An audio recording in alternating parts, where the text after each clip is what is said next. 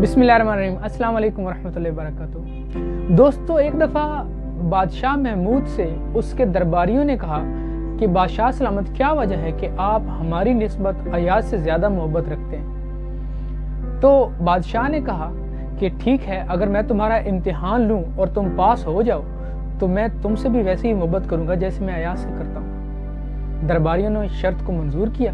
بادشاہ نے ایک دفعہ سب کو مدعو کیا، تمام وزراء اور جتنے درباری تھے وہ سب آئے۔ تو بادشاہ نے سب کے ہاتھوں میں ایک ایک پھل دے دیا اور ایاز کو بھی وہ پھل دیا۔ جب سب لوگوں نے اس پھل کو چکھا تو پھل کڑوا تھا۔ سب نے اس کی کڑواہٹ کی وجہ سے وہ پھل واپس رکھ دیا، لیکن جب سب نے ایاز کی طرف دیکھا تو وہ اس پھل کو بڑے مزے سے کھا رہا تھا۔ بادشاہ نے پوچھا، ایاز کیا تمہارا پھل میٹھا ہے؟ تو ایاز نے کہا، حضور میٹھا تو نہیں ہے تو کڑوا۔ تو بادشاہ نے پوچھا، پھر تم اتنے مزے سے اس کو کیسے کھا رہے تھے؟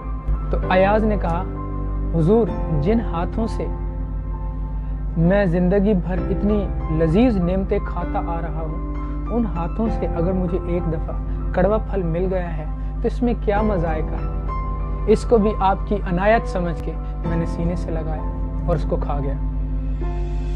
بادشاہ نے درباریوں کی طرف دیکھا تو درباری پہلے ہی لاجواب ہو چکے تھے۔ تو بادشاہ نے فخر سے کہا، ہاں یہ وجہ ہے جس کی وجہ سے میں ایاز سے محبت کرتا ہوں۔ دوستو، ہماری زندگی میں بے شمار ایسی آزمائشیں آتی ہیں جن میں ہم ایاز کی طرح آزمائے جاتے ہیں، اور ہم ان آزمائشوں کو کڑوے پھل کی طرح تھوک دیتے ہیں یا واپس کر دیتے ہیں، یا اس کو جھیلنے کی استطاعت نہیں کرتے، اس جذبے کو قبول نہیں کرتے۔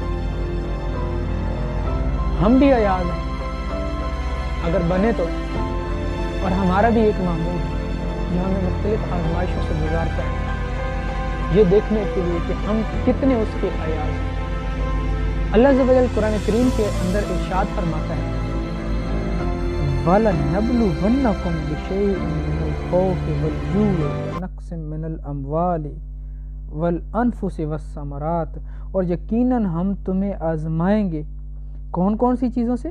من الخوف، خوف دے کر آزمائیں گے، وَنَقْصٍ مِّنَ الْأَمْوَالِ، وَالْجُوعِ، بھوک سے آزمائیں گے، وَنَقْصٍ مِّنَ الْأَمْوَالِ، مالوں کے اندر نقائص دے کر آزمائیں گے، گھاٹے دے کر آزمائیں گے، والانفس، اور جو تمہاری پیاری جانیں ہیں، ماں، بہن، بھائی، بیٹا، تمہارے محبوب لوگ، ان کو تم سے لے کر آزمائیں گے، والثمرات، اور اپنے ثمرات، نعمتیں لے کر، پھل لے کر تمہیں آزمائیں گے، وبشر الصابرین، اور خوشخبری ہے ان لوگوں کے لیے جو صبر کرنے والے ہیں۔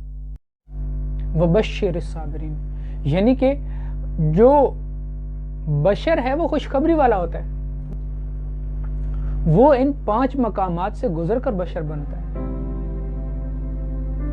ہماری زندگی میں جتنی مصیبتیں آتی ہیں ان کی مثال حالات کے اس کھچاؤ کی سی ہے، جیسے کہ ایک تیر کو کمان میں ڈالا جائے اور اس کو کھینچا جائے۔ تیر جتنا لمبا ہوگا اتنی اس کی کھچائی زیادہ ہوگی، اور اتنا ہی وہ دور تک اپنی منزل کو ٹارگٹ کرے گا۔ اور جن تیروں کے قد چھوٹے ہوتے ہیں ان کی مثال کم ظرف لوگوں کی سی ہے، جن کا ظرف تھوڑا ہوتا ہے، وہ زیادہ کھچائی برداشت نہیں کر سکتے، جبکہ بڑا تیر جب کھنچتا ہے تو گردن تک کھنچا چلا جاتا ہے، اور جب اس کا ٹارگٹ دیا جاتا ہے، اس کو چھوڑا جاتا ہے، تو وہ اپنی منزل کو پا لیتا ہے، بلندی تک جاتا ہے، دور تک جاتا ہے۔ لیکن جو چھوٹے قد والے کم ظرف قسم کے تیر یا انسان ہوتے ہیں، ان کو تھوڑا سا کھینچے، ان کا سر فوراً کمان کے سرے سے لگ جاتا ہے، تو ان کو جیسے ہی چھوڑا جاتا ہے تو وہ قریب جا کر گر جاتے ہیں، وہ مزید سفر کے لائق نہیں رہتے کیونکہ ان کی کھچائی کم ہوتی ہے۔ جب انسان اعلیٰ ظرفی کا مظاہرہ کرتے ہوئے صبر آزما منزلوں سے گزر کر اپنی کھچائی کو اس حد تک برداشت کرتا ہے کہ اس کی گردن تک اس کو پیچھے سے کھینچ لیا جائے، اس کی گردن باہر رہتی ہے،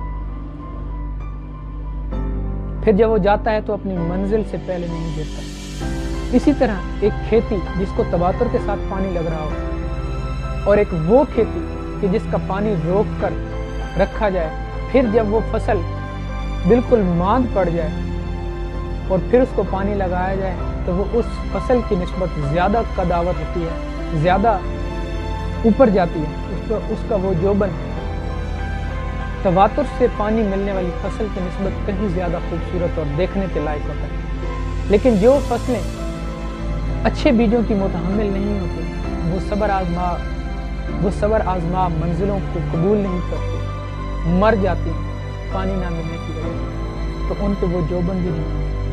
اللہ تعالیٰ فرماتا ہے ان اللہ مع الصابرین، اگر تم صبر کرو گے تو میں تمہارے ساتھ ہوں گا۔ جب اللہ ساتھ ہوگا تو پھر کیا ہوگا؟ اللہ تعالیٰ فرماتے ہیں کہ میں تمہارے ساتھ ہوں تو واللہ عزیز انتقام، میں تمہیں بدلہ اچھا دینے والا بھی ہوں اور تمہارا بدلہ لینے والا بھی ہوں۔ اللہ تعالیٰ ہم سب کو قرآن کریم کو سمجھنے کی توفیق عطا فرمائے اور ہماری مشکلیں آسان فرمائے، آمین۔ السلام علیکم ورحمۃ اللہ وبرکاتہ۔